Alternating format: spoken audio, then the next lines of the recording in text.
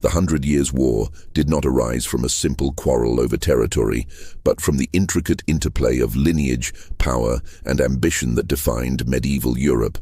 In the early 14th century, the death of Charles IV of France left a vacuum in the French monarchy. Edward III of England, grandson of Philip IV of France, through his mother Isabella, claimed the French crown, arguing that bloodlines could not be broken through the female line, a principle contested by the French nobility who invoked the Salic law, which barred succession through women. What might have been a legal debate in a quiet council chamber instead became a justification for generations of war. Across the English Channel, Edward prepared not merely as a claimant, but as a monarch intent on asserting his rights, and England, a kingdom long accustomed to internal strife and cross-channel commerce, found itself on the cusp of a continental campaign that would last more than a century.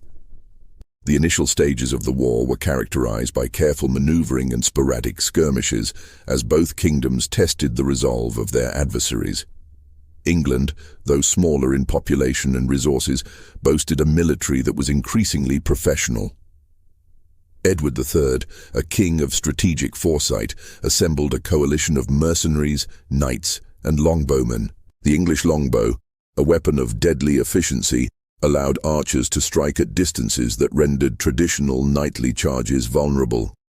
In 1346, the English army marched into Normandy, demonstrating both audacity and meticulous planning.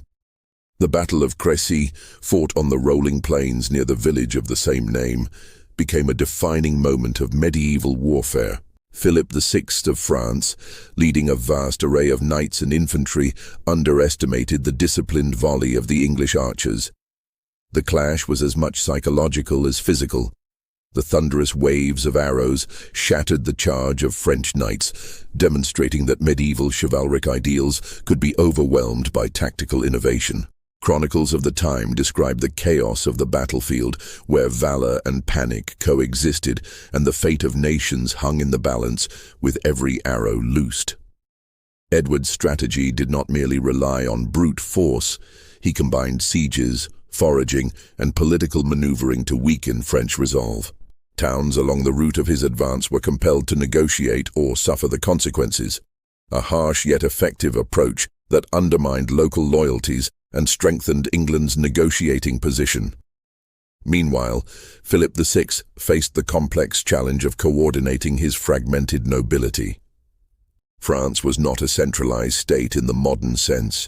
Regional lords often pursued their own interests, sometimes defying the king or negotiating separately with the English. These divisions underscored a recurring theme of the 100 Years' War. Victory on the battlefield was inseparable from the ability to manage the labyrinthine dynamics of medieval politics. Beyond strategy and combat, the war's early years imposed severe hardships upon the civilian population. Raids, scorched earth tactics, and requisitioning of supplies left villages in ruins and economies strained. Chroniclers detail the suffering of peasants caught between armies, illustrating that the consequences of dynastic ambition extended far beyond the king's court. Yet, amidst the suffering, the war also fostered remarkable adaptation. Towns developed early forms of civic defense, trade networks adjusted to wartime conditions, and communities found ways to endure, their resilience forming an undercurrent that would sustain society through the turbulent decades ahead. Edward III's campaign strategy reflected a synthesis of innovation and experience. He leveraged the mobility of his forces, the disciplined use of ranged weaponry, and the psychological impact of repeated victories to create momentum. Every castle taken, every town coerced into submission, reinforced the perception of English dominance. Yet the English crown faced its own limitations. Maintaining an army abroad required immense financial resources, creating a tension between ambition and sustainability. The crown's coffers were strained, taxation increased, and domestic unrest loomed, reminding Edward that the success of a campaign relied not only on strategy and courage, but also on economic and social management at home. Within France, the ramifications of Crécy reverberated. The defeat exposed vulnerabilities in the traditional knightly order and highlighted the necessity for adaptation. Nobles reconsidered defensive strategies, improved fortifications, and sought to build more cohesive command structures. The early stages of the war thus acted as a crucible, testing both kingdoms and forcing innovations that would shape military practice for decades. The psychological impact was profound. The notion of invincible knights was challenged, and the English, through disciplined archery and careful maneuvering, demonstrated that the balance of power could be altered by ingenuity as much as by numbers. Amidst the military and political developments, individual characters began to emerge whose lives and choices would leave a lasting imprint on the war. Edward III himself embodied the ideal of the medieval warrior king, combining tactical brilliance with the symbolic authority of monarchy. His household, including the Black Prince, would become legends in their own right. Nobles on both sides faced moral and practical dilemmas: to fight for loyalty, to switch allegiance, or to preserve their holdings in a land increasingly caught between the ambitions of foreign and domestic powers. The 100 Years' War was thus as much about human decision-making, psychology and leadership as it was about the clash of armies. The early campaigns also revealed the intertwined nature of war and diplomacy. Treaties were negotiated, often under duress, to formalize truces that were invariably fragile. Letters, ambassadors, and negotiations became as critical as swords, highlighting that every battlefield victory required follow-through in the corridors of power. The 100 Years' War, therefore, unfolded simultaneously on multiple planes: the physical, the political, and the symbolic. Each action on the battlefield echoed in councils, courts, and towns, creating a complex web in which success and failure were rarely absolute. As the war progressed, Edward III pressed his advantage with campaigns that combined both military precision and psychological strategy. The English army, composed of well-trained archers, disciplined infantry, and armored knights, moved methodically across northern France, leaving towns and villages to grapple with the presence of foreign troops. The longbowmen, central to Edward's strategy, continued to demonstrate their lethal efficiency. On the battlefield, volleys of arrows decimated cavalry charges and disrupted traditional formations, forcing French commanders to reconsider centuries of established martial doctrine. The combination of mobility, ranged superiority, and tactical innovation allowed Edward's forces to strike with speed and precision, destabilizing regions far from immediate English control.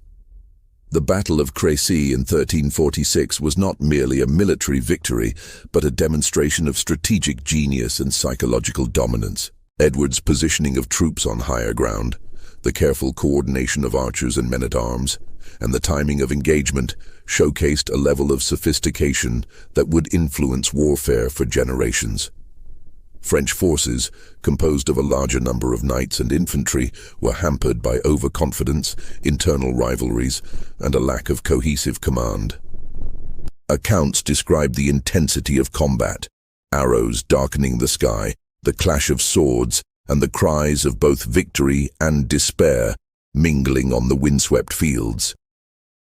The capture of key nobles and the minimal English casualties underscored the effectiveness of Edward's tactics, cementing his reputation as a masterful commander. Beyond the battlefield, Edward III recognized the importance of political leverage. Each victory provided opportunities for negotiations, ransoms, and alliances that could further English interests. Towns captured without bloodshed often offered valuable strategic positions, supplies, and morale boosts. Conversely, those towns that resisted faced sieges, destruction, and displacement, illustrating the stark consequences of defiance.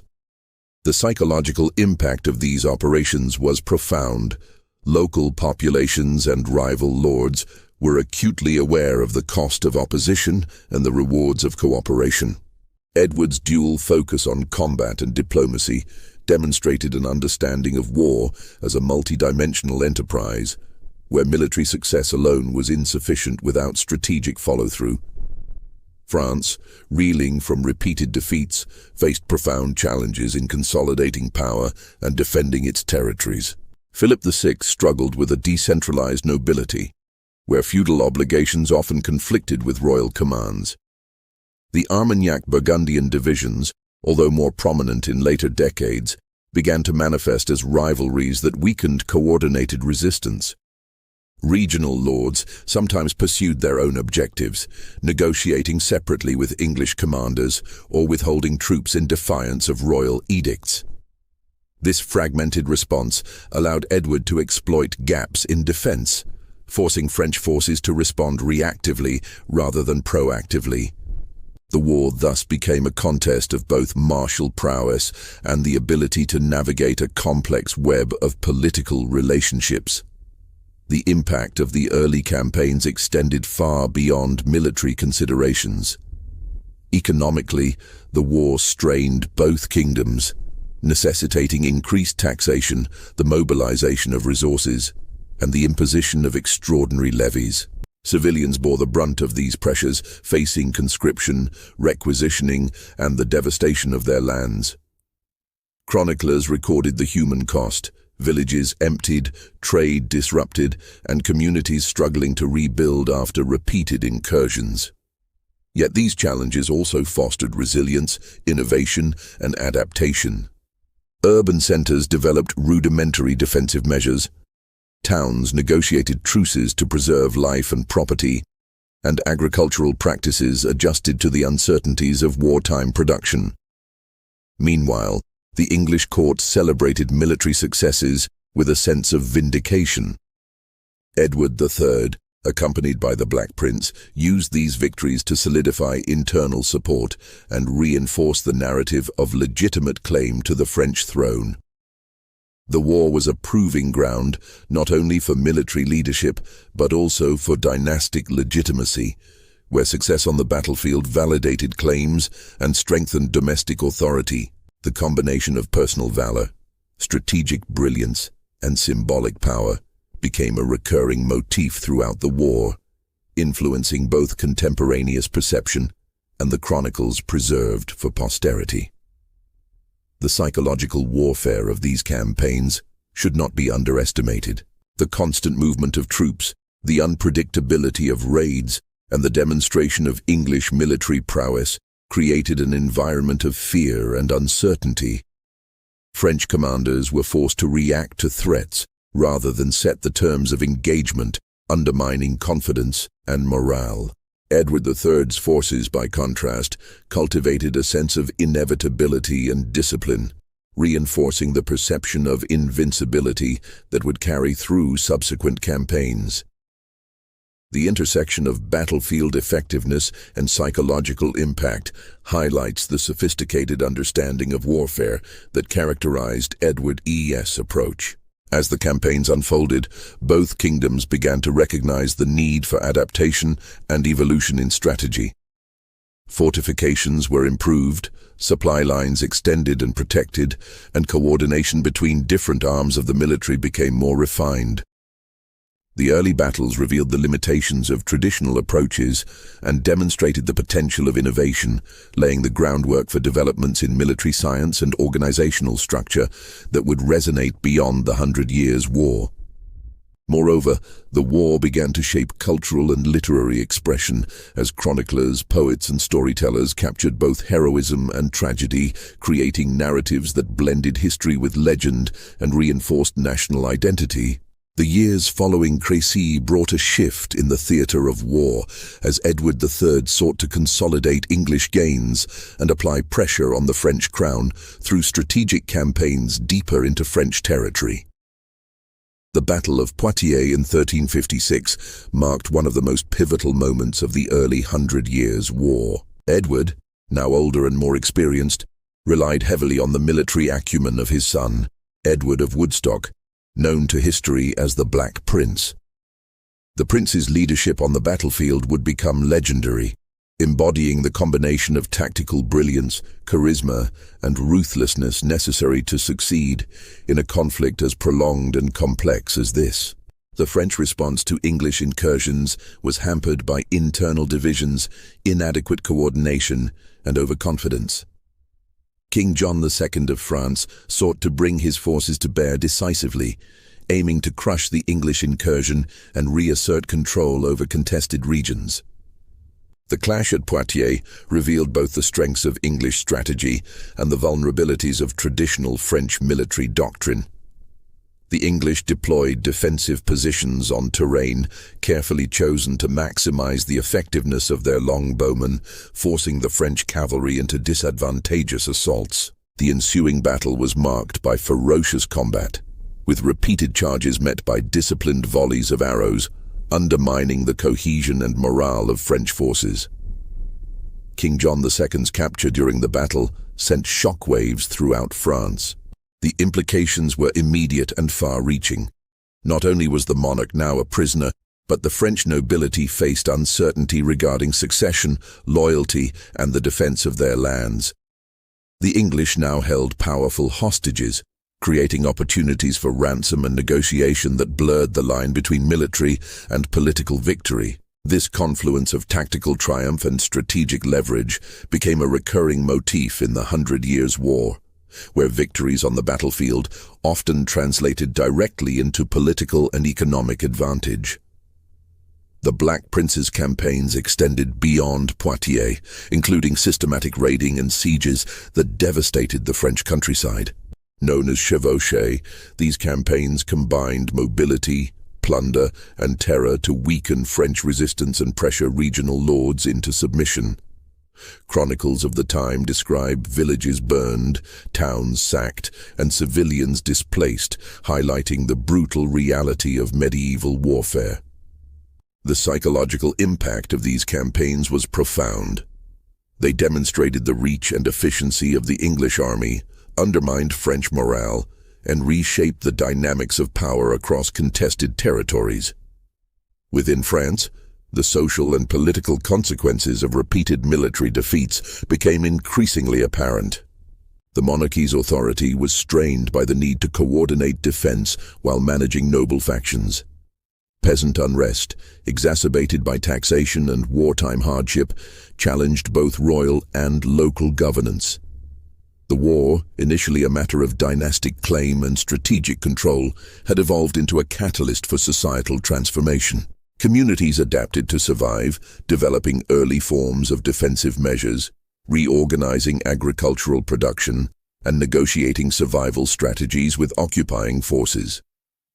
The interplay of personal leadership and national identity became more pronounced during this period. The Black Prince, through his campaigns, cultivated a reputation that extended beyond the battlefield, influencing both morale and perception across England and France. In parallel, French leaders faced the challenge of maintaining cohesion and authority amid repeated setbacks. These dynamics reinforced the notion that the 100 Years' War was not solely a contest of armies, but a struggle over legitimacy, loyalty, and the capacity to inspire collective action. Diplomatic maneuvering accompanied military operations. Treaties, truces, and negotiations sought to formalize gains, stabilize regions, or secure ransoms for captured nobles. Yet these agreements were often fragile, subject to the pressures of renewed hostilities and shifting allegiances. The capture of King John II, for instance, created a complex negotiation environment where political calculation intertwined with familial obligations, economic interest, and the threat of continued violence. These episodes underscored the multidimensional nature of the war, blending combat, diplomacy, and psychological strategy into a single, continuous struggle. The broader European context also shaped the war's trajectory. Neighboring kingdoms observed, influenced, and occasionally intervened in the conflict, seeking to advance their own interests or exploit the vulnerability of England or France.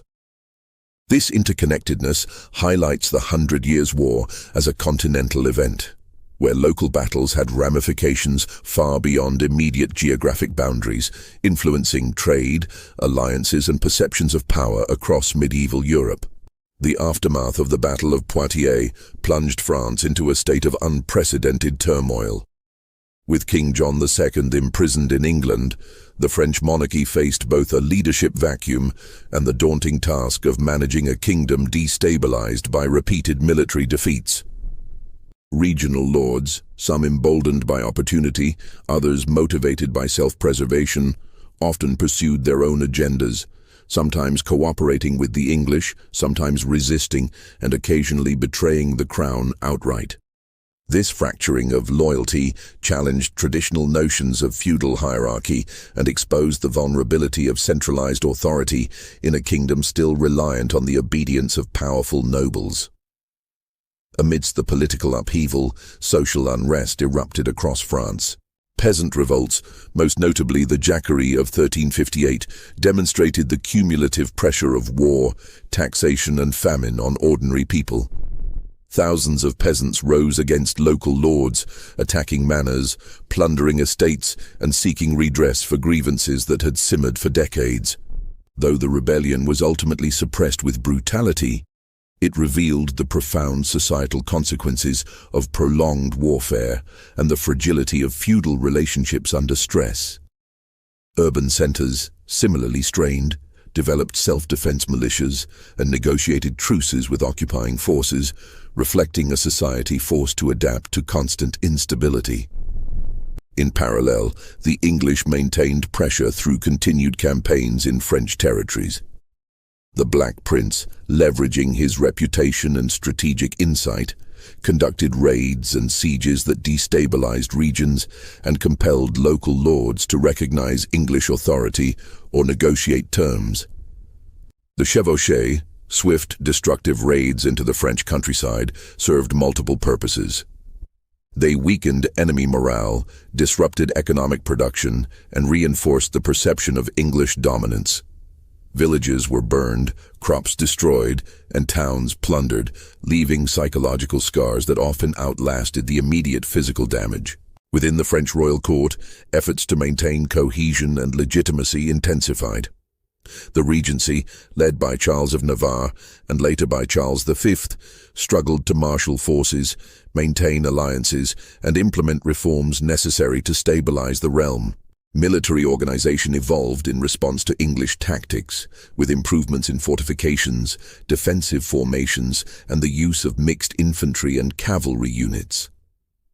France began to cultivate professional standing armies, reducing reliance on feudal levies whose loyalty could be uncertain. This transition marked a subtle but significant shift in the conduct of war, laying the groundwork for more coordinated and effective resistance against English incursions. The psychological dimension of the conflict also grew more pronounced. Fear, uncertainty, and the constant threat of invasion permeated both countryside and court. Chronicles of the time describe villagers hiding in forests, towns fortifying gates, and nobles navigating a web of alliances to protect their lands and families. The English, through both military action and reputation, maintained a presence that extended beyond the battlefield, influencing perceptions and behaviors throughout French territories. The war had evolved into a total experience, impacting all aspects of daily life and reshaping social and political norms. Meanwhile, figures such as the Black Prince exemplified the intertwining of personal ambition and national strategy. His leadership style combined audacity, discipline, and an understanding of the psychological impact of warfare. By projecting both fear and respect, he reinforced English authority and undermined French confidence. Yet even he faced limits, as the complexities of governance, logistics, and diplomacy demanded more than battlefield success to secure lasting gains. The interplay of individual agency and structural forces became increasingly evident, highlighting the multifaceted nature of prolonged conflict. In response to the chaos, the French monarchy sought to leverage diplomacy, alliances, and strategic marriages to restore stability.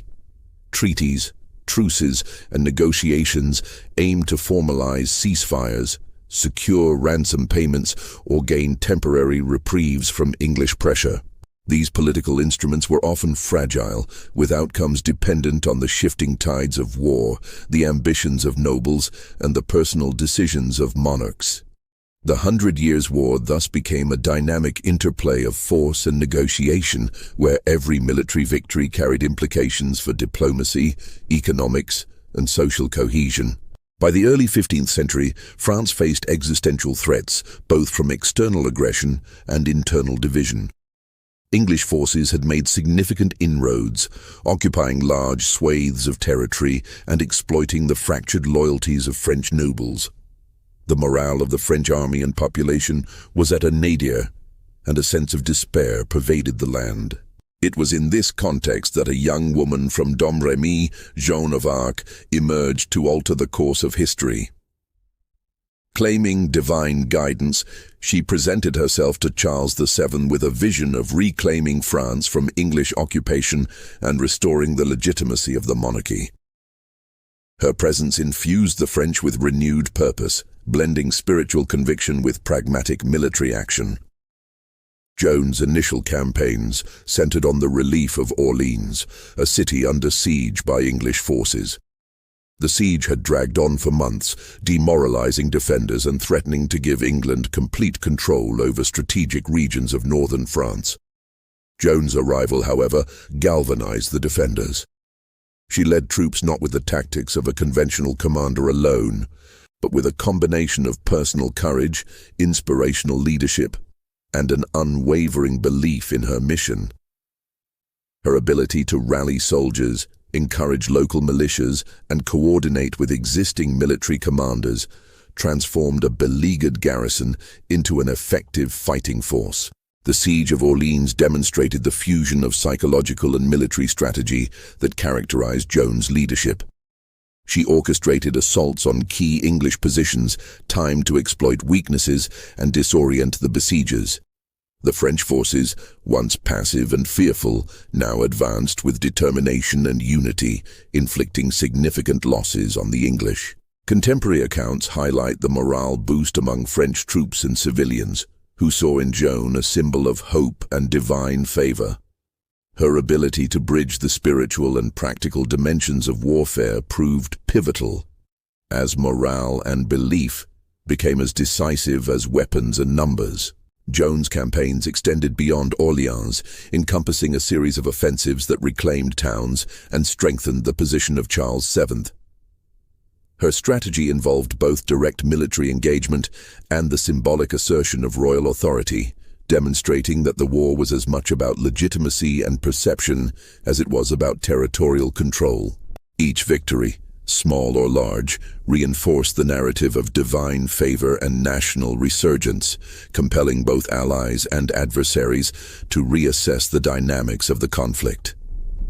Her eventual capture by Burgundian forces, allied with the English, marked a tragic turning point. Tried for heresy and condemned to death, Joan was executed by burning at the stake, a dramatic event intended to undermine the French cause and serve as a warning to others. Yet her martyrdom had the opposite effect. It immortalized her in the collective memory, strengthened French resolve, and created a potent symbol around which the monarchy and people could rally. The legend of Joan of Arc became intertwined with the historical reality of military recovery and political consolidation, demonstrating the enduring power of narrative and symbolism in warfare. The influence of Joan extended beyond her lifetime, as her campaigns revealed the importance of morale, perception, and leadership in protracted conflict. Her integration of inspirational presence with tactical acumen highlighted the evolving nature of medieval warfare, where psychological factors and symbolic acts could shift the course of campaigns. The military successes achieved under her guidance contributed materially to the eventual reconquest of French territories and the reassertion of Charles XVII's authority. Meanwhile, English forces struggled to adapt to the renewed vigor of the French. Leadership transitions, logistical challenges, and overextension in occupied territories created vulnerabilities that the French exploited under Joan's influence. The war, once dominated by English strategic superiority, began to shift as France consolidated its forces, improved coordination, and leveraged both spiritual and military leadership to regain momentum. As the 15th century progressed, the nature of the Hundred Years' War evolved, influenced by technological innovation, changing military doctrine, and the consolidation of state authority. Castles that had once seemed impregnable now faced the emerging threat of artillery. Cannons and early gunpowder weapons began to alter the calculus of siege warfare, rendering traditional fortifications increasingly vulnerable and forcing both England and France to adapt their strategies. The psychological effect of these new weapons was as significant as their physical impact, instilling fear and uncertainty in troops accustomed to conventional medieval arms. The French monarchy, under the leadership of Charles VII, recognized the necessity of reform. Professional armies were established, reducing dependence on feudal levies whose loyalty could be inconsistent and whose availability was often seasonal. These standing forces allowed for greater flexibility, coordination, and sustained campaigns, marking a shift toward modernized military organization. Infantry units, supported by artillery and coordinated with cavalry, became more effective in both offensive and defensive operations, reflecting an adaptation to the tactical lessons of decades of conflict. Meanwhile, England faced its own challenges. Prolonged occupation of French territories strained logistics, finances, and domestic stability. The internal pressures of civil unrest and political maneuvering complicated military campaigns, forcing English leaders to reconsider the feasibility of long-term territorial control. Despite these constraints, English forces continued to demonstrate tactical prowess, particularly through the use of longbowmen and disciplined battlefield formations. However, the combination of innovative French tactics, improved fortifications, and growing national cohesion gradually eroded English advantages. The interplay of technology and strategy became increasingly pronounced.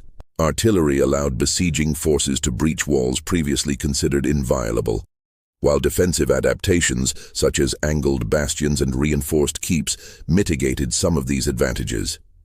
Both kingdoms engaged in a continuous cycle of innovation and counter-innovation, illustrating that the Hundred Years' War was as much a laboratory for military development as it was a contest of political and dynastic claims. In parallel, the war remained deeply intertwined with the political and social fabric of the nations involved. France's professionalized forces were supported by a bureaucracy increasingly capable of mobilizing resources, levying taxes, and coordinating logistics.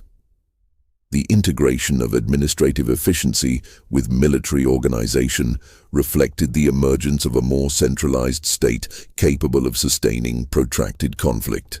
England, conversely, grappled with the limits of overextension and the balancing act between war ambitions and domestic stability. Leadership continued to play a crucial role in shaping outcomes.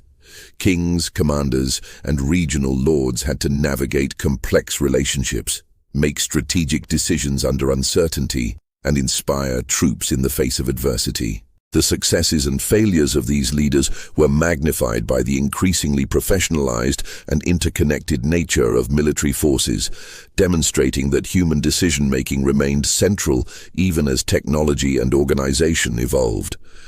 The impact on civilian populations persisted as a defining feature of the conflict. Towns and villages adapted to ongoing threats through fortifications, militias, and local governance structures.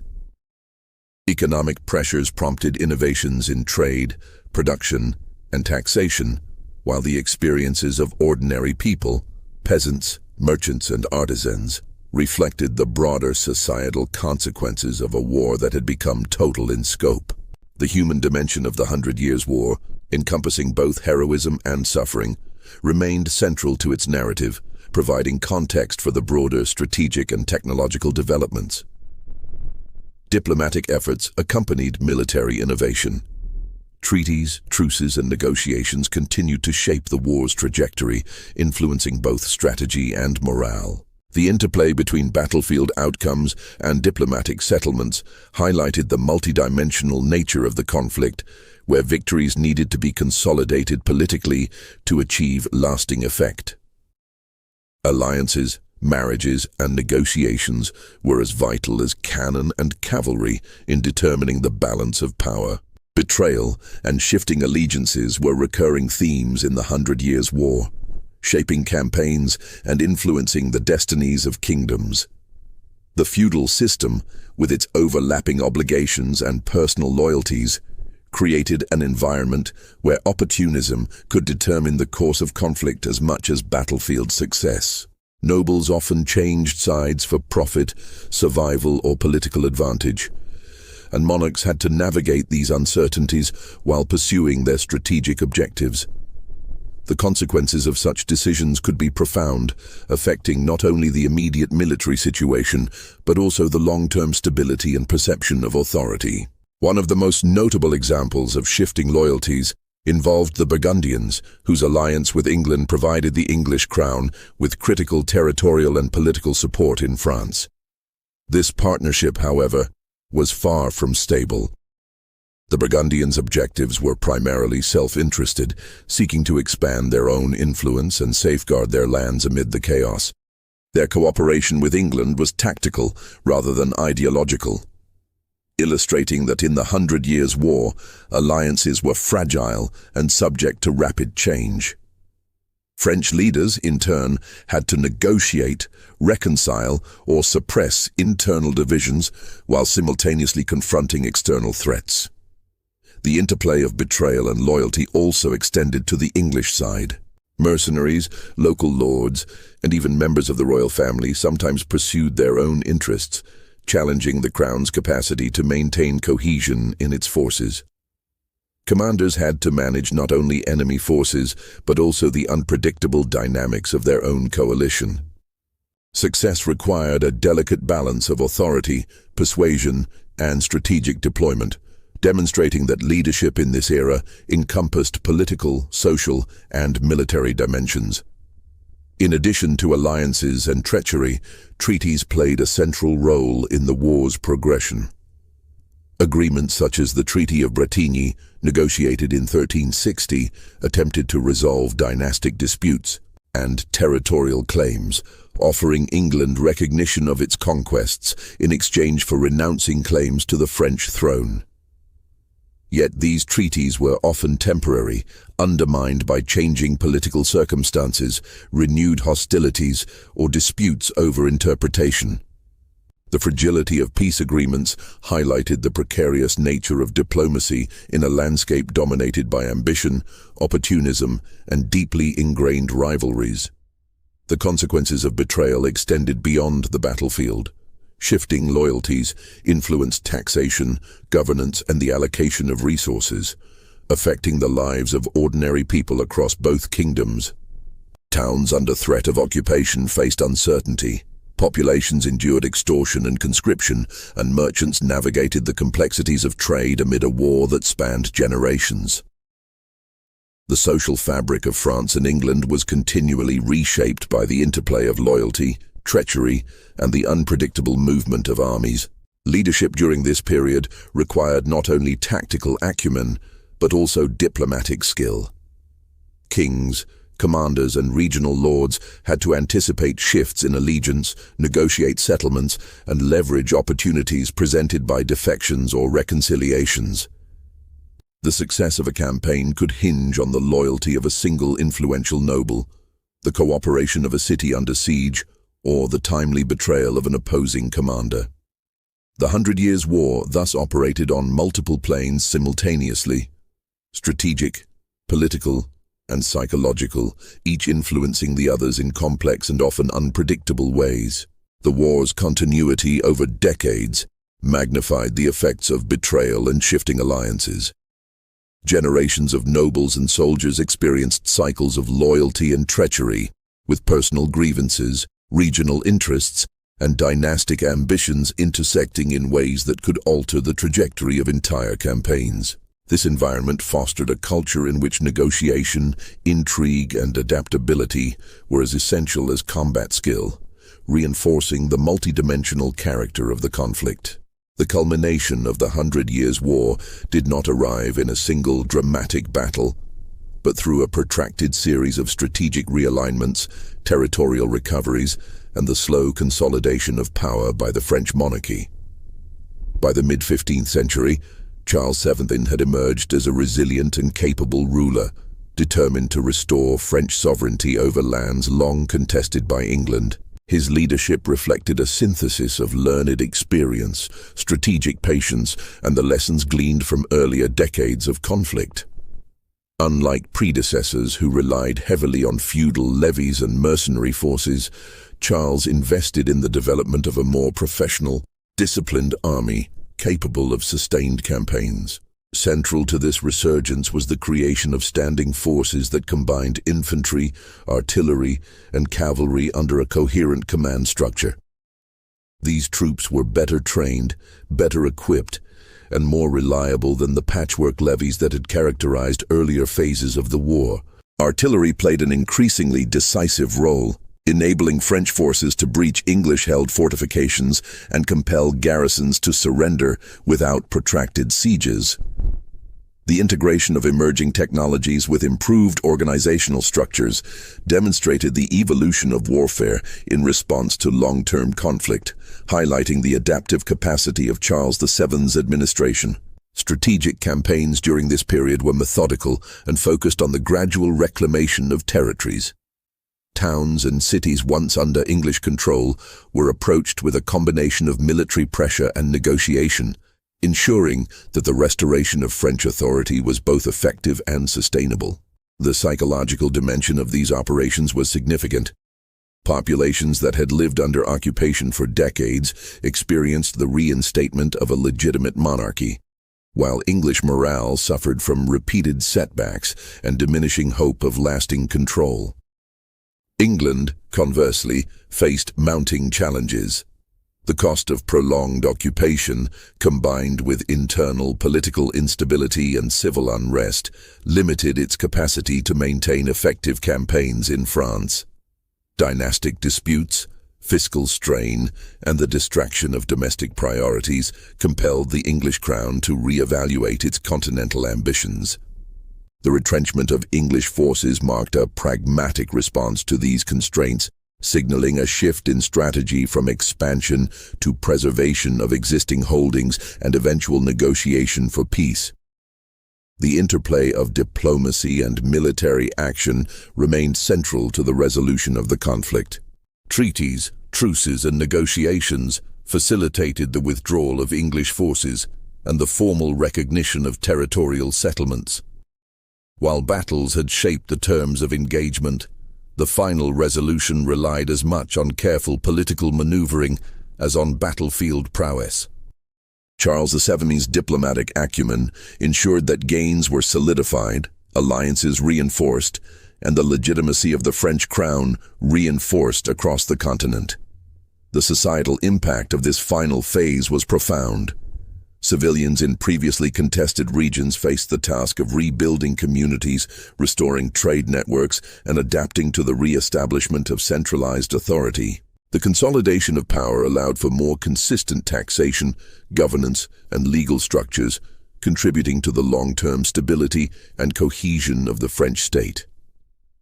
England, having experienced the limits of overextended military ambition, redirected its focus toward domestic consolidation, shaping the trajectory of both nations in the post-war period. Cultural and symbolic narratives also played a role in this culmination. Figures such as Joan of Arc continued to inspire morale and national identity, while chronicles and literature reflected on the experiences of war, leadership, and endurance. The memory of the 100 Years' War became embedded in the consciousness of both nations, influencing political, military, and cultural developments for generations. The conclusion of the 100 Years' War did not simply close a chapter in the rivalry between France and England. It reshaped the entire political and cultural landscape of Europe. The war's legacy was written not only in chronicles of battles and treaties, but in the memory of generations who had lived under the shadow of near-constant conflict. For France, The victory was not merely a recovery of territory, but a reassertion of sovereignty, a demonstration that resilience and adaptation could prevail against what once seemed insurmountable odds. For England, the war's end brought a reckoning. A once vast continental ambition had contracted into a more insular reality, forcing the island kingdom to confront the limits of its reach. The war had spanned the lives of multiple generations. Children born at the outbreak of hostilities had grown old before peace was restored, their entire lives shaped by instability, shifting allegiances, and the ever-present specter of war. Families had been torn apart by raids, villages burned in chevauchés, and economies disrupted by conscription and taxation. And yet, from this devastation emerged resilience. Cities rebuilt, peasants resumed farming lands scarred by conflict, and merchants re-established trade routes once paralyzed by siege and pillage. The act of survival itself became a testament to human endurance. One of the enduring transformations of the conflict lay in the evolution of kingship. In France, Charles VII's success redefined the role of the monarch. No longer dependent solely on feudal levies and noble cooperation, the king presided over an increasingly centralized state, with a standing army and a bureaucracy capable of sustaining governance even in wartime. The war had demonstrated the danger of divided authority and the necessity of coherent national leadership. The monarchy was not yet absolute, but the seeds of absolutism had been sown, and the path toward the centralized power of later French kings became clear. England's monarchy, by contrast, emerged weakened. The drain of resources, the humiliation of territorial losses, and the political instability exacerbated by the war contributed to the eruption of the Wars of the Roses.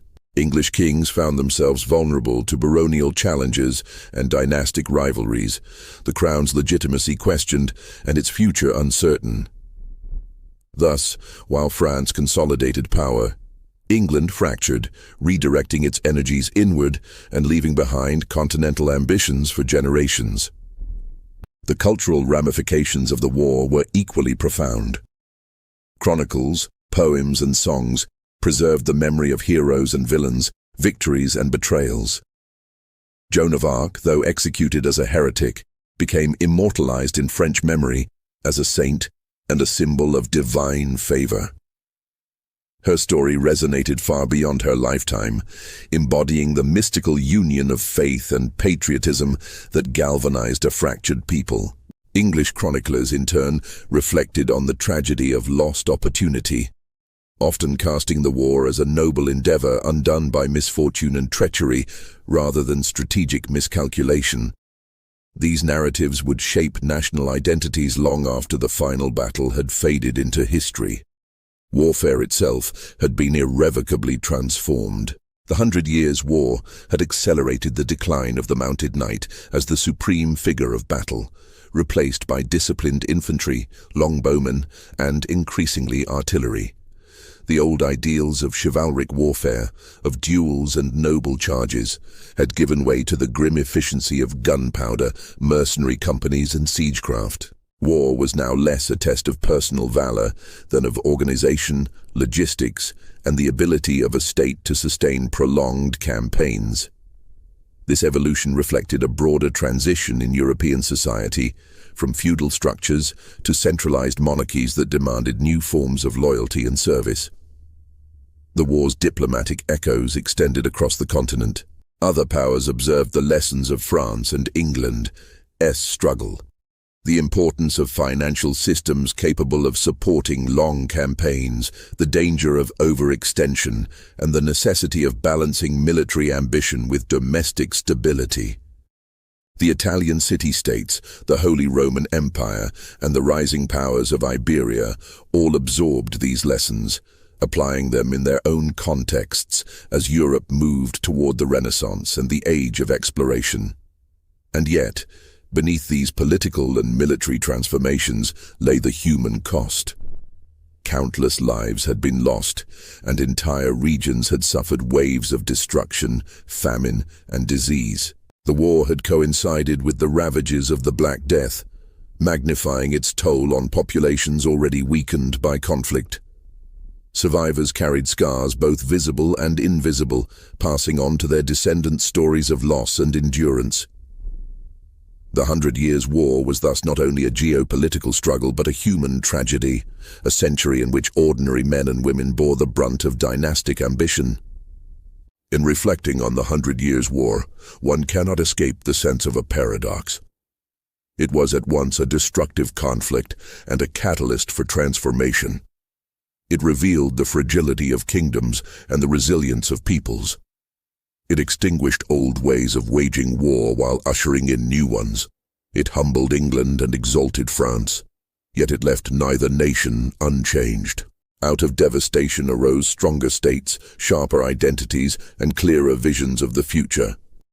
The war did not resolve every question, nor did it heal every wound, but it redefined the trajectory of Europe.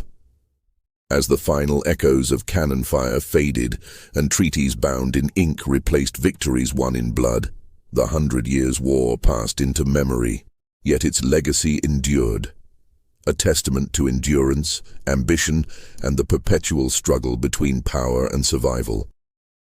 The kings and captains who fought for crowns and territories had passed away, but the world they had shaped remained.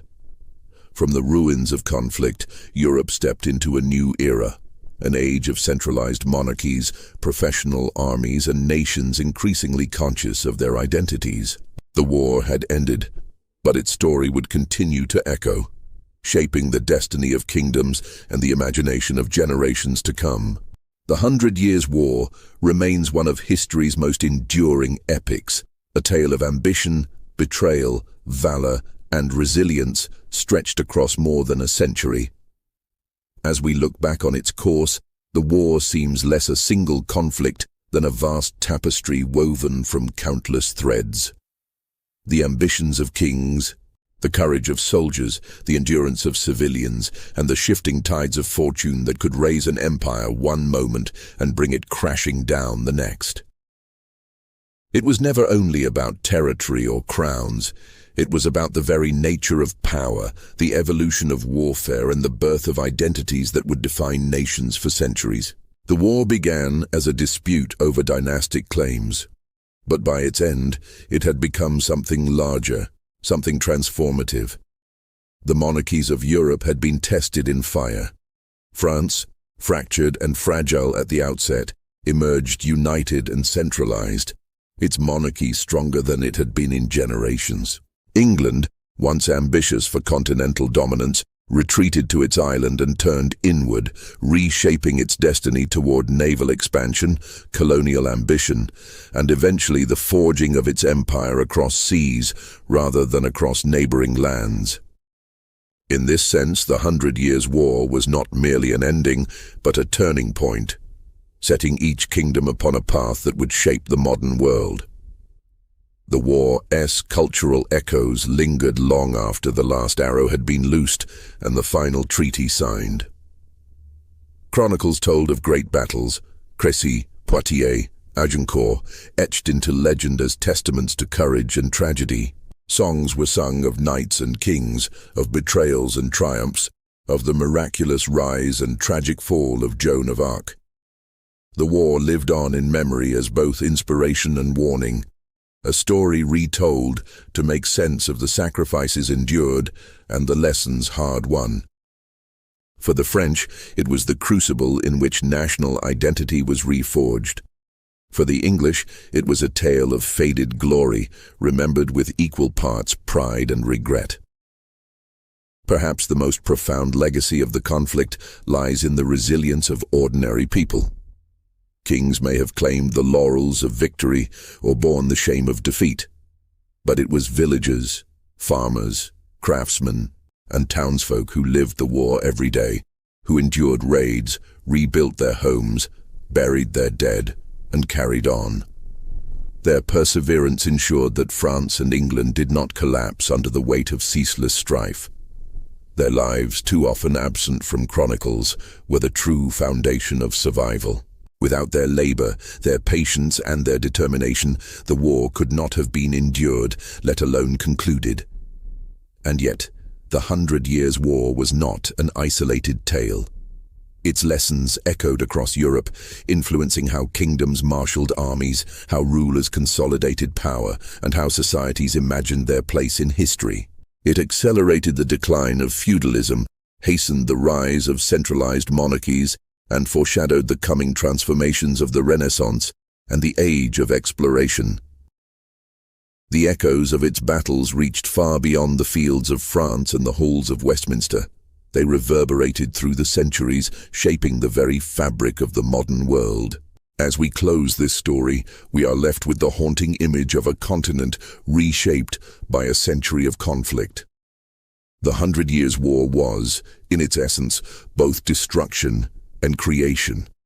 It destroyed old certainties, old orders, and old illusions of stability. But it also created new forms of governance, new methods of warfare, and new ways of imagining what it meant to belong to a nation. Out of blood and fire, something enduring was forged, a world forever changed. So we leave behind the kings and captains, the banners and battlefields, the betrayals and victories, and turn our gaze forward. The war may have ended, but its story lives on, a reminder of the cost of ambition, the resilience of humanity, and the eternal struggle for power and identity. The 100 Years' War was not simply a war of its age. It was a war that shaped the ages to come. Its echoes still linger in the memory of nations, in the stones of castles and cathedrals, and in the stories we tell to understand our past.